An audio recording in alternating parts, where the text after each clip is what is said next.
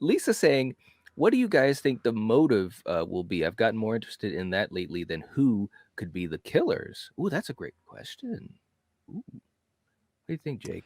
Motives. I definitely think it's one of those things that it's going to connect to the past again, and I don't want it to be that, you know. Like, I mean, with the Mm, Ghostface shrine, you pretty much, yeah, you know, it's got to hmm be like this guy's obsessed with all the killers. But as much as I'm really wanting to get away from that, because like every Scream movie has done that, I think that there is still room to do something new in that territory, and this could be it. Especially like we've been talking a little bit about how the Ghostface murders are like the MCU to true crime fans in this universe. So to have somebody hmm obsessed with that angle to it, that could be fun. It's parallel to all the, the stab movie motives in the past, like from 4 and 5, but I still think it could be cool. I still think it could be something something original in its own right, where it's like these people, like, they don't give a shit about the movies, but the real stuff that happened, they're like big fanboys. I'm like, okay, that works with Scream. I'm like, that's hmm serviceable in my mind. I could see that working. I'll take it. Hmm. All right. All right. How about you, Fate? Ooh, we lost He Fate. was like, nope. He went, hey, look. Sorry. Hey, make sure that this is a clip. It's like Fate was like, see ya. See ya. I'm not Well, giving my thoughts on that. he's like, I'm not even gonna think about that one. No, but I agree with you. I think the motive is gonna be rooted in the past, and here's the thing to me.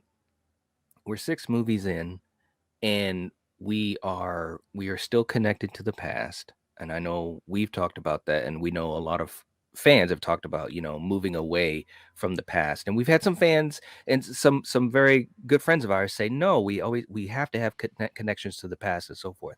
I think that this franchise, not just as a fan enjoying them, but just looking at this whole journey of what they're going to do. I think it's fascinating to see, are they going to break away from the past? Are they going to have motives that have absolutely nothing to do with things that we've seen before?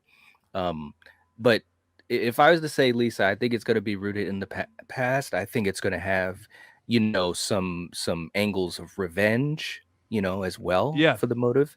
And I'm okay with it if it's executed correctly.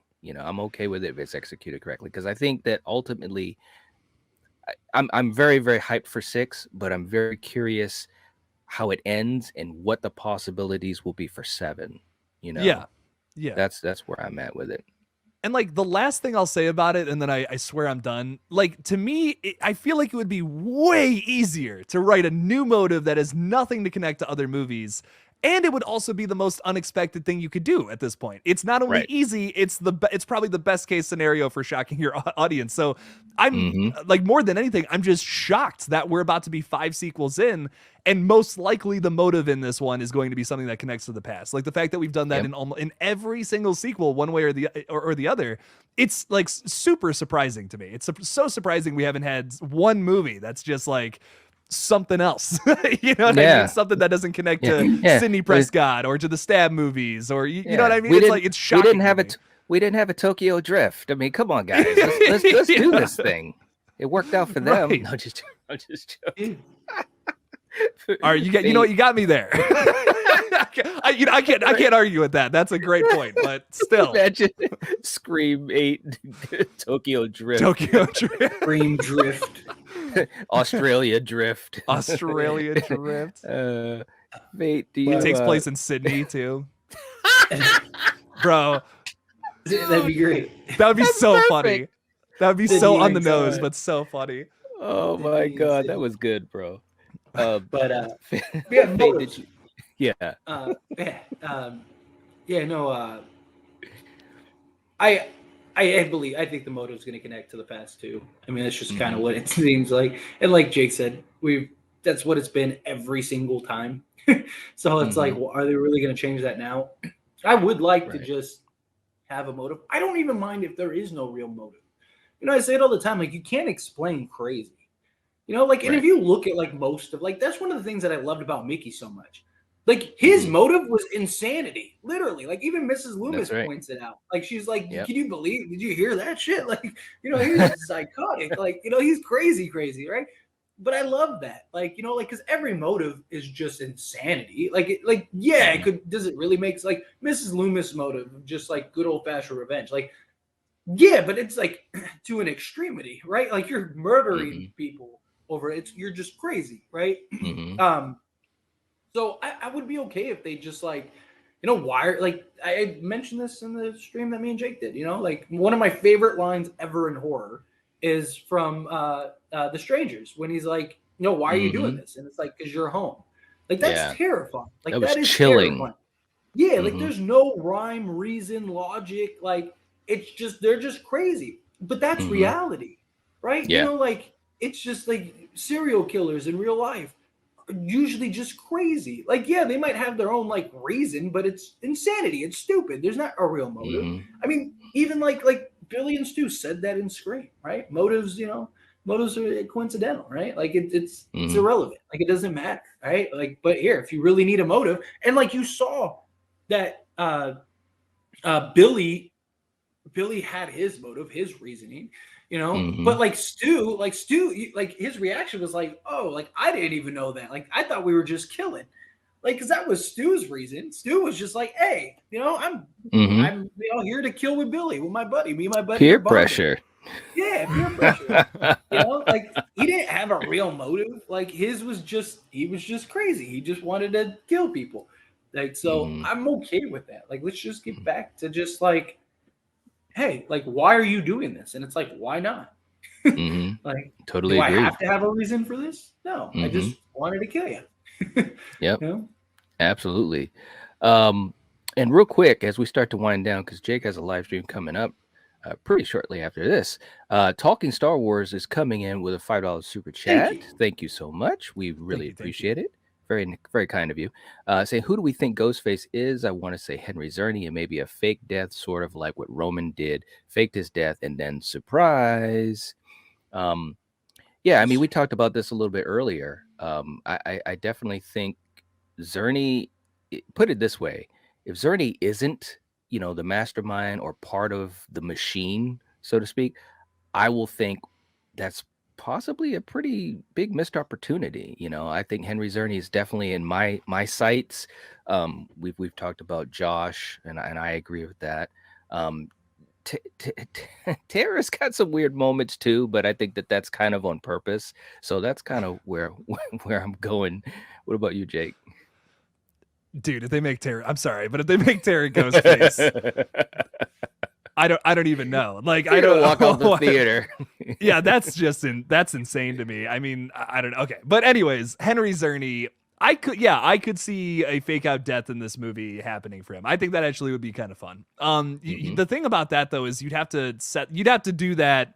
That would have to be the thing to kick off the whole like the night of getting attacked by Ghostface, though. That's my only issue with it, is I feel like that scene where it's placed in the movie, and I could be wrong about this, I don't know. I haven't seen the movie. I just feel like where it's placed in the film is going to be our introduction to Sam, her in therapy, trying to get help, with the events that happened a little less than a year ago. That's where I feel like it's going to be placed. So if they do a fake out death with him, it has, and like, let's say this is all staged, Henry Czerny wants to do this to make Sam think that he's dead. You'd have to kick off the horror right there. Like right from her introduction onward, and then the rest of the movies just go.